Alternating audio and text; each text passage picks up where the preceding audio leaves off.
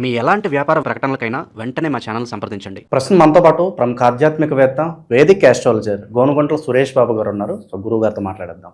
నమస్కారం గురుగారు.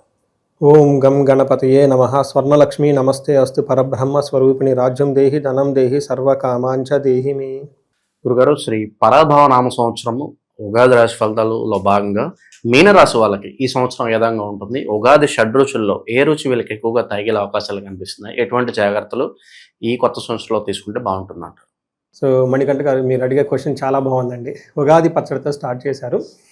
ముందుగా ముందుగా మనం రాసులకు వెళ్ళే ముందు ఈ యొక్క సంవత్సరం యొక్క మీనింగ్ తెలుసుకుంటే మన టోటల్గా ఓవరాల్ థీమ్ మనకు తెలిసిపోతుంది. ఒక థీమ్, మన మూవీలో థీమ్ మనం చూసుకుంటాము. అది ఏంటి, ఫిక్షనా లేకుంటే రకరకాలు వస్తున్నాయి కదండి, లేదంటే ఓల్డ్ రాజులకు సంబంధించిన మూవీనా, లేదంటే ఫ్యామిలీ ఓరియంటెడ్ థీమ్ తెలుసుకుంటే మనకి కొంచెం గెస్ పెరుగుతుంది అనమాట. ఫస్ట్ ఈ సంవత్సరాన్ని యొక్క పేరు శ్రీ పరాభావన సంవత్సరం అని పెట్టారు. పరాభవం అంటే మనందరికీ తెలుసు, ఇది కొంచెం పాత మాట. ఇప్పుడున్న వాడికి లాంగ్వేజ్లో చూసుకుంటే అపజయము, అవమానము, అధికార నాశనం అనుకోవాలి, అధికార పతనం, అహంకారం అని చెప్తూ ఉంటారు. మీనింగ్ అంటే పరా అంటే దూరంగా ఉండటం, అభావం, భావం అంటే ఇన్సెక్యూర్గా ఫీల్ అయిపోవటం. అంటే ఈ సంవత్సరం అంటే జనాలు ఎలా ఉండాలంటే మనకి ఇన్ఫీరియారిటీ కాంప్లెక్స్కి దూరంగా ఉండాలి, అభావానికి దూరంగా ఉండాలి, పిరికితనానికి దూరంగా ఉండాలి అని మనకి చెప్తూ ఉంటారు. మనం ఎప్పుడు అభావంగా ఫీల్ అవుతాము, ఎప్పుడు ఇన్సెక్యూర్గా ఫీల్ అవుతాం, ఎప్పుడైతే మనం గిల్టీ పనులు చేస్తూ ఉంటామో, ధర్మానికి వ్యతిరేకంగా వెళ్తూ ఉంటామో, అప్పుడు మనకు తెలవకుండానే మనలో మనకి ఇన్ఫీరియారిటీ పెరుగుతూ ఉంటుంది.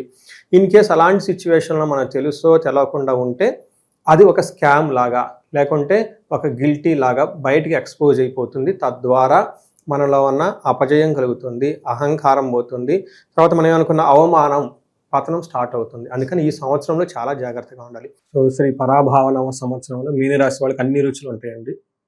ఇటు స్వీటెస్ట్ నుంచి సోర్, పులుపు దగ్గర నుంచి వగరు కూడా చప్పగా ఉండే అవకాశం కూడా ఎక్కువగా ఉంటుంది. ఈ రాశి వాళ్ళకి ఫస్ట్ రిపోర్ట్ చెప్పుకోబోయే ముందు చూస్తే పేరు బలం ప్రకారం నక్షత్రం పూర్వభాద్ర 4వ పాదం, ఉత్తరాభాద్ర 1, 2, 3, 4 పాదాలు, రేవతి 1, 2, 3, 4 పాదాలంతా మీనరాశిలో ఉంటారు. పేరు బలం ప్రకారం కనుక చూసుకుంటే ది, దు, షం, జా, దా, దే, దో, చాచి అనే లెటర్స్ కూడా ఇందులో ఉంటారు. వీళ్ళకి ఒక శుభకరమైన వార్త ఏమిటంటే, విశేషం ఏమిటంటే, ఇంతకు ముందుతో కంపేర్ చేస్తే వీళ్ళది చాలా బాగుంటుంది. ఎందుకంటే ఈ రాశి వాళ్ళు నాకు బాగా తెలుసు కాబట్టి, లాస్ట్ మంత్ ఈ 2024 ఎక్కువ పూజలు ఎవరికైనా చేస్తుంటే ఈ రాశి వాళ్ళకి 10 కాల్స్ వస్తే 2 కాల్స్ ఈ రాశి నుంచి ఖచ్చితంగా గ్యారంటీగా ఉంటాయి. కొంచెం బాగా స్ట్రెస్ అయి ఉన్నారు వీళ్ళు అన్ని విధాలుగా. అయితే అది డీప్ క్రైసిస్ పాయింట్ అంటారు. ఓకే, బాగా క్లిష్టతరముగా ఉన్న పరిస్థితి నుంచి దాటుకొని ముందుకు వచ్చేసారు ఈ 2026లో. లుకింగ్ ఫార్వర్డ్ అనమాట. అంటే కొండ ఎక్కడం కష్టం, కొండ దిగటం ఈజీ. అలానే వీళ్ళు ఈ సైకిల్లో ఆ deep touch point last year touch అయ్యారు. పర్టికులర్గా వచ్చే జూలై నుంచి ఇంకా వీళ్ళకి ప్రోగ్రెస్ ట్రాక్లోకి వెళ్ళిపోతారు. అంటే స్లోగా ఫ్రీడమ్ వచ్చేస్తూ ఉంటుందని మనం చెప్పుకోవాలి. But with compare to 2025 compare చేస్తే చాలా ఖచ్చితంగా బాగుంటుందని మనం చెప్పుకోవాలి. దానికి అనుగుణంగా వీళ్ళకి ఆదాయం 14, వ్యయం 11. అంటే ఇంతకుముందుతో కంపేర్ చేస్తే ఆదాయం చాలా బాగుంటుంది, 14 వస్తుంది. తర్వాత వ్యయం 11, అంటే మధ్యలో బ్యాలెన్స్ 3 వీళ్ళకి ప్రాఫిట్ మిగిల్చుకుంటున్నారు. This very good trend. అలానే రాజ్యపూజ్యం 7, అవమానం 2. అంటే వీళ్ళ చుట్టూ ఉన్న అభిమానించే వాళ్ళు, రెస్పెక్ట్ ఇచ్చేవాళ్ళు ఎక్కువ ఉంటారు, అవమానించే వాళ్ళు చాలా కొద్దిగా ఉంటారని గమనించుకోవాలి. ఇది చాలా ఒక గుడ్ ట్రెండ్ అని మనం చెప్పుకోవచ్చు. వీళ్ళకి చాలా ఉత్సాహంగా హ్యాపీగా 2026 అయితే వీళ్ళకి ఖచ్చితంగా ఉండబోతుంది. కొంచెంమంది ఎవరన్నా కనుక చిన్న చిన్న సఫరింగ్స్ ఉన్నా కానీ, అవి పెద్దగా ప్రాబ్లమ్స్ ఉన్నా దే కెన్ మేనేజ్. వాళ్ళు వాటిని చక్కగా వ్యూహాత్మకంగా, చాకచక్యంగా, తెలివితేటలుగా అవన్నీ పరిష్కరించుకొని ముందుకెళ్ళిపోతారు. సో పెద్ద ప్రాబ్లం అయితే కాదు. ఇంకొకటి, వీళ్ళకి విపరీత వేద అన్న కాన్సెప్ట్లో రాహు 12వ స్థానంలో ఉన్నా కానీ దాని యొక్క చెడు ప్రభావం వీళ్ళ మీద పడకుండా వీళ్ళు చాలా స్మార్ట్గా తప్పించుకొని తిరుగుతూ ముందుకెళ్ళిపోతారు. వీళ్ళకి శని ఫస్ట్ హౌస్లో ఉండటంతో గురువు 4వ ఇంట్లో ఉన్నారు. ఈ గురువు పుష్కరాలప్పటికీ 5వ స్థానానికి రావడంతో మహాభాగ్యం పట్టుకుంటుంది వీళ్ళకి. అండ్ ఈ వచ్చే ఒక 3-4 months వాళ్ళు కొంచెం వెయిట్ చేయగలిగితే పేషెన్స్గా, అక్కడి నుంచి లైఫ్ అంతా టర్న్ అరౌండ్ అయిపోతుంది, బాగా ముందుకెళ్ళిపోతారు.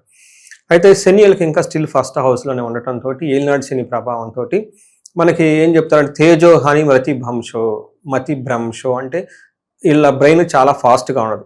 అందుకని కొత్త కొత్త బిజినెస్లు చేయటం, కొత్త కొత్త వాళ్ళతో పరిచయాలు పెంచుకోవటం, ఈ ట్రిక్కీగా మోసపూరితమైన వాళ్ళతో ఎవరైనా ఉంటే దూరంగా ఉండటం చాలా చాలా ఉత్తమం వీళ్ళకి. ఎందుకంటే ఈ టైంలో వాటిని తప్పించుకునే ఒక క్లవర్నెస్, మైండ్ అలర్ట్నెస్ వీళ్ళకు ఉండదు. శని తల మీద ఉన్నారు కాబట్టి.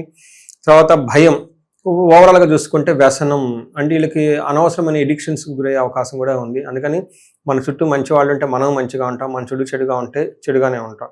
చూసారు కదా, మనం ఎక్కడైనా ఈ టాయిలెట్ కంపు దగ్గర ఉంటే స్మెల్ అదే వస్తుంది. అదే ఎక్కడైనా మంచి పూజలు, పురస్కారాలు, దేవుళ్ళు మంచి ప్లేస్లో ఉంటే మంచి మంచి బ్రాండెడ్ షాపులకు వెళ్ళిపోతే అక్కడ ఉండే పెర్ఫ్యూమ్ వాసన మంచిగా వస్తుంది. అందుకని వీళ్ళు చాలా క్లవర్గా ఉండాలి. వీళ్ళు నేను మంచి అనుకుంటే ఓకే, బట్ నా చుట్టూ ఆ ఉన్న ఎన్విరాన్మెంట్ కూడా చాలా నీట్గా సెలెక్ట్గా చూసుకోవటం చాలా చాలా ఉత్తమం. వీళ్ళకి ఏదైనా కనుక ఒక శ్రీరామ రక్ష, ఒక రియల్ టైంలో గైడింగ్ ప్రిన్సిపల్స్ ఏంటంటే, ఒకసారి మీకు చెప్తున్న మీన రాశి వాళ్ళు, మీ చుట్టూ ఉన్న మంచి ప్లేస్ని మిమ్మల్ని చాలా ప్రభావితం చేస్తాయి. మీ చుట్టూ ఉన్న వాళ్ళు మిమ్మల్ని చాలా చాలా ప్రభావితం చేస్తారు. మంచి ప్లేసుల్లో మంచి వాళ్ళతో చక్కగా ఉండండి. మీకు అది శ్రీరామ రక్ష. ఈ సంవత్సరం అంతా మిమ్మల్ని ఒక్క ప్రిన్సిపలే కాపాడుతుంది. ఈ ప్రిన్సిపల్ని వైలేట్ చేశారా, మీకు తెలవకుండా మీరు ఇబ్బందుల్లో పడిపోతారు. అది ఒకటి గమనించుకోండి. తర్వాత వీళ్ళకి ఏమవుతుందంటే అండి, హెల్ప్ వస్తుంది. భార్య బ్రదర్స్ నుంచి, సిస్టర్స్ నుంచి, అన్నదమ్ముల నుంచి బాగా వస్తుంది. అయితే వీళ్ళకి వర్క్ ప్లేస్లో మనీ వ్యవహారంలో చాలా జాగ్రత్తగా ఉండాలి. మనీ అంత తొందరగా దగ్గరకు రాదు. అందుకని పెద్ద పెద్ద బిజినెస్ లాంటివి చేయకుండా చాలా తక్కువగా ఉన్న బిజినెస్ చేసుకుంటూ పోతే చాలా బాగుంటుంది. ఈ టైంలో ప్రొఫెషనల్ మ్యాటర్స్లో జాబులు ఎవరైనా చేస్తున్న వాళ్ళు వీళ్ళకి సరిగా ప్రమోషన్స్ రాకపోవటం, కొంచెం రిస్కీగా ఉండే అవకాశం ఉంటుంది. బట్ అట్లాంటి వాటి గురించి ఏం పట్టించుకోకుండా మైండ్ యువర్ ఓన్ బిజినెస్, కొంచెం సహనంగా ఉంటే జూన్ తర్వాత అన్ని వీళ్ళకి ఎన్కాష్మెంట్ చేసుకునే అవకాశం ఎక్కువ ఉంటుంది. అదేవిధంగా 4వ ఇంట్లో గురువు ఉన్నారు జూన్ వరకు. ఇక్కడ ఏమవుతుందంటే అధికారుల వల్ల నష్టము, మోసపోవటం ఇవన్నీ జరుగుతుంటుంది. యాచన బుద్ధి, చాంచల్యం, తేజోహాని, ధనుర్వ్యయం అని చెప్తారు. ఈ టైంలో ఎప్పుడు అడగని వ్యక్తి కూడాను కొంచెం నోరు తెరిచి నాకు అది కావాలి, ఇది కావాలి, అలాంటి అవకాశం ఎక్కువ ఉంటుంది. దేశ త్యాగం, కలహం అని మనకు చెప్తూ ఉంటారు. మనోబుద్ధి చాంచల్యం, మైండ్ సరిగా పనిచేయదని చెప్తూ ఉంటారు. మనకి మహాభారతంలో ఒక చిన్న దీనికి అనుగుణంగా ఒక ఇన్సిడెన్స్ ఉంటుంది. ధర్మరాజు అన్ని ధర్మవేత్తలు తెలిసిన వ్యక్తి పోయి జోదం ఆడతాడు. ఈ జోదం ఆడటంతో ఏమైపోయింది, అన్ని పోగొట్టుకున్నారు. మీనరాశి వాళ్ళు ఇది కరెక్ట్గా అప్లై అవుతుంది. ఈ టైంలో ఇలాంటి జోదాలు ఆడటము, గ్యాంబ్లింగ్, స్పెక్యులేటివ్, ఏదేదో చేద్దాము, అది చేద్దాం, ఇది చేద్దాం అనుకుంటే అందులో మోసపోయే అవకాశం ఎక్కువగా ఉంటుంది.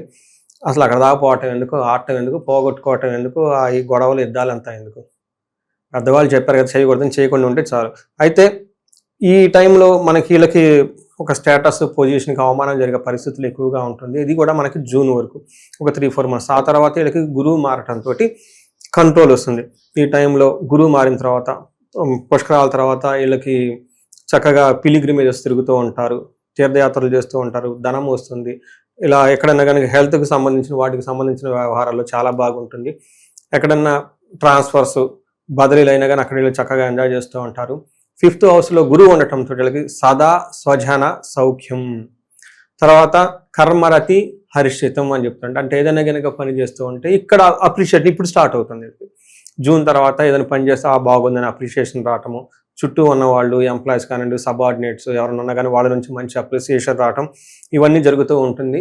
రాహు వీళ్ళకి 12వ స్థానంలో ఉన్న జనరల్గా కార్య విఘ్నం, ప్రవాసం, అంటే ఫారిన్లో వెళ్ళటము, ఫారిన్లో వాళ్ళకి కలిసి రావటం, ఫారిన్ రిలేటెడ్ వర్క్ బాగా రావటం, వర్క్లో కానీ కొంచెం భయం కలిపే పరిస్థితులు, కార్యంలో జరిగే పనిలో ఆటంకాలు వచ్చే అవకాశం ఉంది. కానీ బట్ ఓవరాల్గా రాహు తన యొక్క ప్రభావం చాలా తక్కువగా ఉంటుంది ఈ సంవత్సరం మీనరాశి వాళ్ళకి.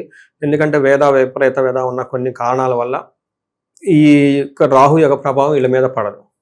గురువు వచ్చేటప్పుడు ఎనీవే ఒక 3-4 months తర్వాత మారి వీళ్ళకి బాగా బెనిఫిట్ చేస్తున్నారు. శని ఏలినాటి శని యొక్క ప్రభావంతో ఉండటంతో ఇంతకు ముందు ఉన్నంత టఫ్ అయిన ప్రెషర్స్ కాకుండా బెటర్గా ఇంప్రూవ్మెంట్ వచ్చే అవకాశం చాలా ఎక్కువగా ఉంది. ఇది ఓవరాల్గా మీనరాశి కనుక చూసుకుంటే 70 to 80% వీళ్ళకి చాలా ఇంప్రూవ్మెంట్ ఉంటుంది ఈ వచ్చే సంవత్సరం అని చెప్పుకోవాలి. ఇక ఈ రాశికి సంబంధించిన నక్షత్రాల వాళ్ళకి ఈ సంవత్సరం ఎలా ఉంటుంది? సో వీళ్ళకి ఒక మంచి హ్యాపీ న్యూస్ ఏంటంటే ఇండివిజువల్ నక్షత్రాలు చూసుకున్నప్పుడు ఇంకా చాలా బాగుంది. అందులోనూ పూర్వభాద్ర నక్షత్రాలకు రాజ్య లాభము, అంటే ప్రమోషన్ వస్తుంది. తర్వాత హెల్త్ బాగుంటుంది, ధనవృద్ధి, ధనలాభము, సుఖము చూడండి అంతా బాగుంది. సో ఏదైనా కొంచెం బాగలేదంటే హెల్త్ విషయంలో ఒక జాగ్రత్తగా ఉంటే ఈ పూర్వభాద్ర వాళ్ళు సరిపోతుంది.